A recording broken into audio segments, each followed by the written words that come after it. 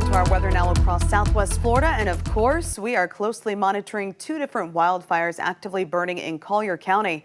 First, a good update. This is that fire that has been burning just north of where Collier Boulevard ends, just to the north of Esplanade Golf and Country Club right here. It is over open territory. No structures are currently threatened, but I just checked in with the Florida Forest Service as well as our community correspondent Eric Lovelace, and both are now telling me that instead of it being 200 acres, that has now been reduced to 90 acres that have burned. So it's a good reduction for sure, and now is 95% contained tonight. Of course, we'll continue to monitor that fire closely and certainly monitor a much larger one here, the National Fire, actively burning along and south of 75. So to the east of State Route 29, to the west of Turner River Road, is where we do have this 24,000 acre wildfire actively burning, still 0% contained. There are at least 100 structures that are threatened, and definitely something that we're going to be watching for you closely. My biggest concern tonight for this fire is for folks traveling along Alligator Alley. That's where we could be dealing with some reduced visibility.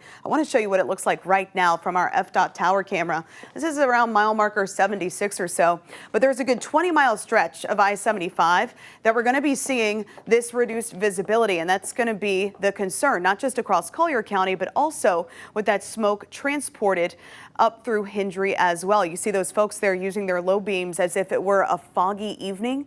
That's going to be the case tonight through the day tomorrow. And likewise, Collier and Hendry, especially with those winds again picking up out of the southwest tomorrow afternoon, I suspect it will continue to be problematic. And we're seeing that smoke even here across Fort Myers. This isn't cloud cover. This is smoke that has been transported into the mid and upper levels of the atmosphere tonight, giving us pretty sunset because of that refraction off of the smoke particles. 66 degrees right now in Fort Myers. Your dew point, though, continuing to climb as that moisture makes a return, all courtesy of that flow coming off the Gulf. And of course, a lot of folks have asked me, what about the air quality? What has that smoke done to our air quality? Well, currently, with those winds out of the west and southwest, our air quality is green and it is good.